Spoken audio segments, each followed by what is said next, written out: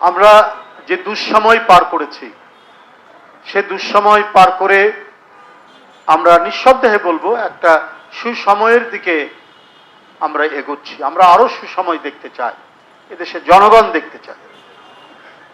সুসময় এই জন্য বলছি যে মানে জাতীয় আন্তর্জাতিক ষড়যন্ত্র তো থেমে নেই। জাতীয়তাবাদী শক্তি যাতে স্বতঃস্ফূর্তভাবে কাজ করতে না পারে তার জন্য তো চক্রান্ত আছেই। বিএনপির সরকার, এটা তো অনেকের চক্ষুশূল, কিন্তু তবুও তো আমাদের গ্রেপ্তার হওয়ার ভয় নেই, গুম হওয়ার ভয় নেই, ক্রস ফায়ার হওয়ার ভয় নেই। এই সমস্ত ভয় তো গেছে কমপক্ষে। তো সে কারণেই বলছি যে অনেকটাই সুসময় আমরা এসেছি। তবে এই সুসময় শুধু আমার আপনার দুই একজনের জন্য নয়, সুসময় নিশ্চিত করতে হবে সারা জনগণের জন্য, গোটা জাতির জন্য। তাহলেই হবে সেটা সুসময়। আইনের শাসন যেন নিশ্চিত থাকে। কোনো গরিব মানুষ যদি কোনো অন্যায়ের শিকার হয়, সে যেন আদালতে গিয়ে ন্যায় বিচার পায়, এটা নিশ্চিত করতে পারলেই সেটা সুশাসন। ক্ষমতার জোরে কেউ যেন কোনো ফায়দা তুলতে না পারে, সেটা হলো সুসময়ের লক্ষ্য। গুম অধ্যাদেশ বাতিল করা হয়েছে, এই সরকার করেছেন। জনগণ প্রত্যাশা করে গুম অধ্যাদেশ বাতিল হয়েছে, কিন্তু নিশ্চয়ই এই গুম অধ্যাদেশের মধ্যে অনেক ফাঁক ফোকর আছে, অনেক ল্যাপসেস আছে, ঘাটতি আছে। এটা পূরণ করে একটা গুমের একটা আইন করা হবে, যাতে এমন গুমের আইন হয়, যেহেতু এখন পার্লামেন্ট আছে, একটা পার্লামেন্টারি অ্যাক্ট করতে হবে, যাতে ভবিষ্যতে কোনো সরকার আসলেও এই নিষ্ঠুর পন্থা, এই অমানবিক পন্থা অবলম্বন করে তার বিরোধী প্রতিপক্ষকে পৃথিবী থেকে, দুনিয়া থেকে অদৃশ্য করার কোনো সুযোগ না পায়। এই ব্যাপারটা সরকারকে নিশ্চিত করতে হবে।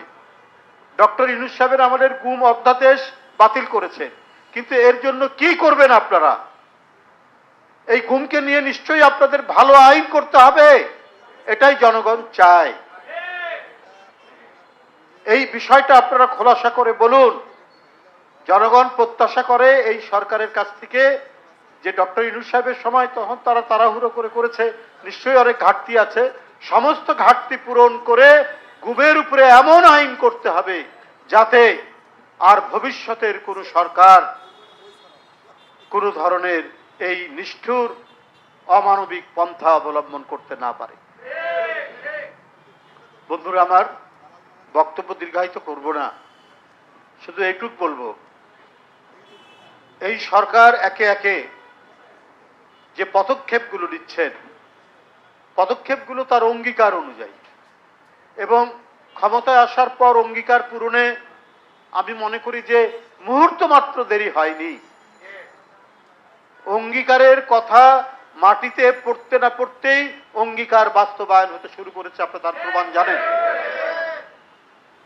আপনার ফ্যামিলি কার্ড, ফার্মার্স কার্ড, খাল খনন শুরু হয়েছে। আজকেও প্রধানমন্ত্রী গেছেন বগুড়াতে, সেখানে কৃষি কার্ড, তারপরে ফ্যামিলি কার্ড ইত্যাদি বিতরণ এবং আরো অন্যান্য যে সমস্ত বিষয়গুলি আছে সেই বিষয়গুলি, হ্যাঁ এই কাজগুলো তিনি 10 বছরের কৃষি ঋণের যে সুদ মওকুফ করেছেন। পদক্ষেপগুলো একটার পর যেগুলো বলেছেন সেগুলো করছেন। সুতরাং প্রতিশ্রুতি পূরণের সরকার, সেই সরকার যে আইন প্রণয়ন করবে, এটা মানবতার পক্ষে, এটা গুমের বিরুদ্ধে, এটা মানুষের কল্যাণের পক্ষে, গণতন্ত্রকে শক্তিশালী করার পক্ষে, সে প্রত্যাশা জনগণ করছে। এবং সেটার আমরা আভাস শুরু থেকে, আজকে 2 মাস হলো, কেবল 2 মাস 2 দিন 3 দিন, তো সেটা আমরা তার নমুনাগুলো আমরা দেখতে পাচ্ছি। এটা অব্যাহত থাকুক। গুমের উপর একটি শক্তিশালী আইন তৈরি হোক।